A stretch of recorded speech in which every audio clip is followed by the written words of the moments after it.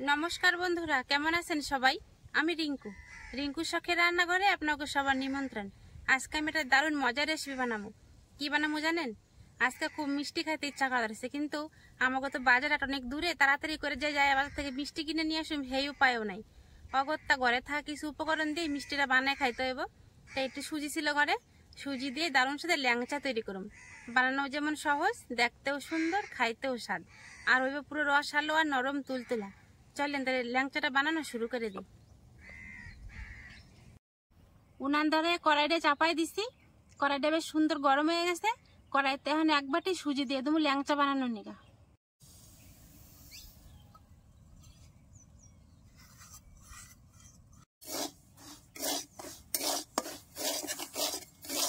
সুজিটা বেশ সুন্দর করে ভাজে নেব, লাল হওয়ার দরকার নাই, কাঁচা গন্ধ না থাকলেই হয়েছে।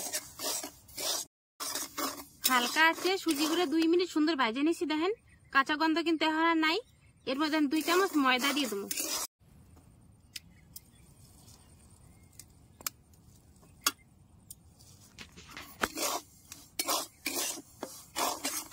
ময়দা দিয়েও সুজিটারে ভালো করে একটু ভাজে নেবো, সুজি ময়দা একসাথে। সুজি আর ময়দা বেশ ভালো করে ভাজা হয়ে গেছে। এবার আগের থেকে গরুর দুধ জাল দিয়ে ঘন করে রাখছিলাম, সে দুধটা এখন দিয়ে দেবো।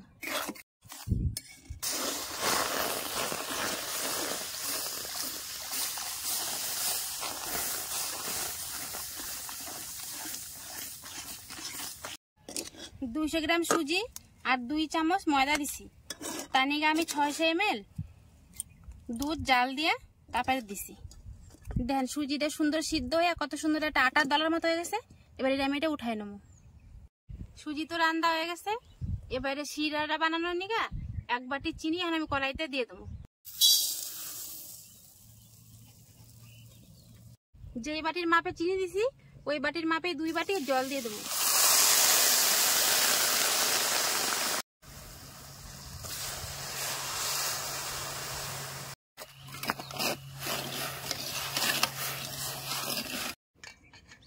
যতক্ষণে চিনি শিরাটা জাল হইব সেই ফাঁকে সুজিটারে ছেই না ল্যাংচার শেপ দিয়ে রেডি করে রাখুন।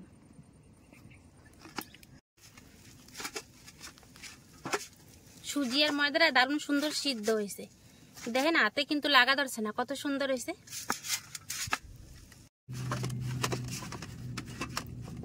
দেন সুজিটা কত সুন্দর করে মাখায় নিছি, কত সুন্দর প্লেন হয়েছে। আর দেখেন আমার হাতেও কিন্তু লাগে নাই। এবারে হাত দুটো ভালো করে ধুইয়া ল্যাংচার শেপ দিয়ে নেব।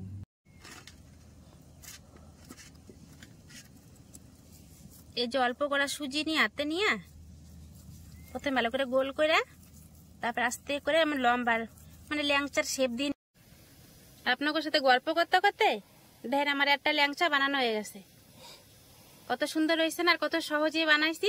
এমন করে সবকটা ল্যাংচা আমি শেপ দিয়ে নেব।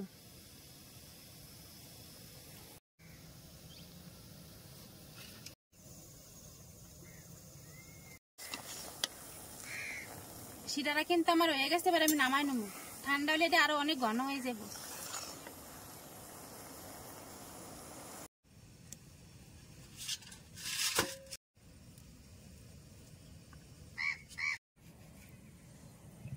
আমার তো বেশ কয়েকটা ল্যাংচা বানানো হয়ে গেছে। এবার দেখুন শিরাটা হয়েছে নাকি। শিরাটা হয়ে গেছে, এখন কড়াইতে তেল দেবো ল্যাংচা ভাজার নিগা। সবকটা ল্যাংচা কিন্তু আমি শেপ দিতে পারি নাই, যে কটা বানাইছি সে কটা আগে ভাজুম, ভাজতে ভাজতে বাকিটিও বানাই নেবো।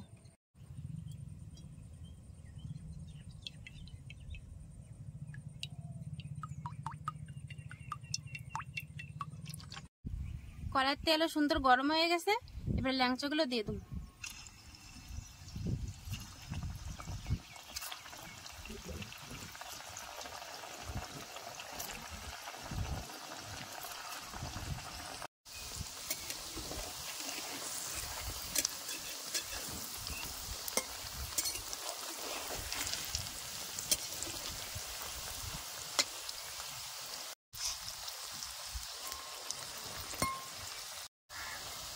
ল্যাংচাগুলো ভাজার সময় একটু খেয়াল রাখবেন, উনানের আঁচ কিন্তু বাড়ায় দেবেন না, তাহলে উপরেটা কালা এগুলো ভিতরে কিন্তু সিদ্ধ হইব না বা ভাজা হইব না, তাহলে কিন্তু ল্যাংচা খাইতে ভালো লাগবে না। একটু সময় নিয়ে ভাজবেন।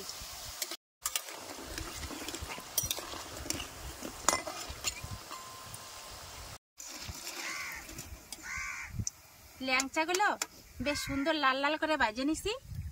এখন এই ল্যাংচাগুলো সরাসরি ওই যে শিরার মধ্যে দিয়ে দেবো।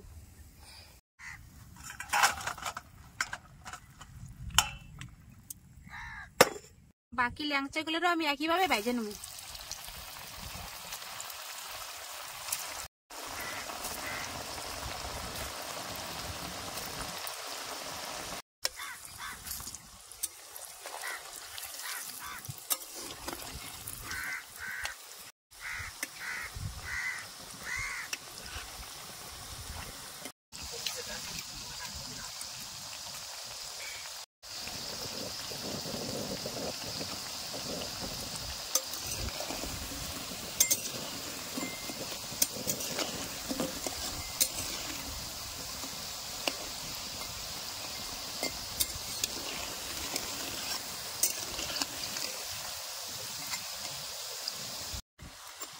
এই ল্যাংচাগুলো আমার বেশ সুন্দর দেখেন লাল লাল করে ভাজা হয়ে গেছে।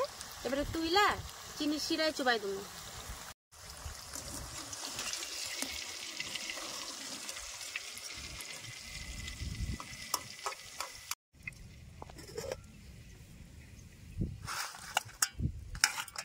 দোকানের ল্যাংচা কিন্তু আরো লাল টকটকা হয়, আমি তো সেরকম কড়া করে ভাজি না, একটু কম ভাজি। সুজির মিষ্টি তো, তাহলে ভিতরে রসটা ভালো ঢুকবে।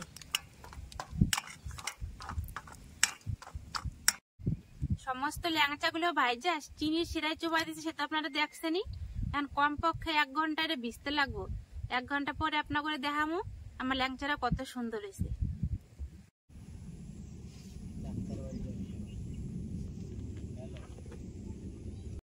ল্যাংচাগুলা চিনির শিরার মধ্যে ভিজাই রাখছি, প্রায় ঘন্টা 1.5 হয়ে গেছে। এবারে ঢাকনাটা উঠাই দেখুন ল্যাংচাগুলো কত সুন্দর হয়েছে। দেখেন বন্ধুরা, ল্যাংচাগুলো ফুললা কত বড় বড় হয়ে গেছে। আর প্রত্যেকটা ল্যাংচার মধ্যে কেমন রস ঢুকছে একবার খালি দেখেন। এবার একটা খাই দিলাম কেমন স্বাদ হয়েছে।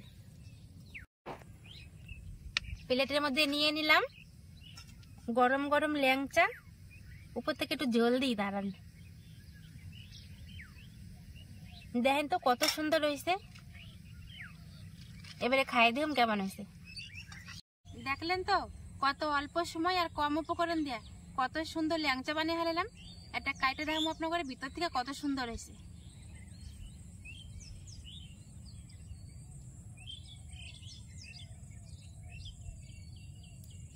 কত নরম তুলতুলা দেখেন, আর ভিতরটা কত সুন্দর পুরো রসে ভরা।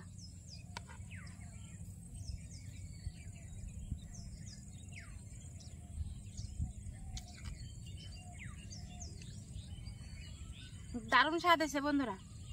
আর রংটা কিন্তু দোকানের মতো লাল টকটক হয় নাই, একটু সাদা সাদা রাখছি, মানে পুরো কড়া করে বাজি নেই। সুজির ল্যাংচা বানায় কিন্তু এরকম মানে দোকানের মতো স্বাদ হয়েছে। সুজির ল্যাংচা কিন্তু সুজির ল্যাংচার মতনই স্বাদ।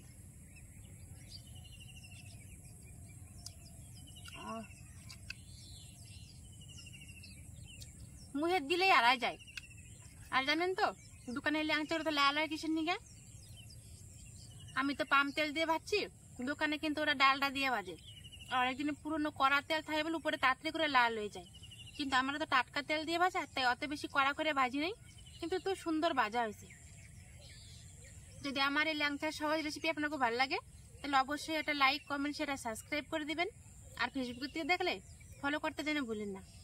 সুজির হোক আর যাই হোক, নিজের হাতে তৈরি মিষ্টির তো স্বাদই আলাদা। আজকের ভিডিও তাহলে এখানেই শেষ করলাম, তারপর পরে একটা ভিডিওতে। ততক্ষণের নিগা নমস্কার।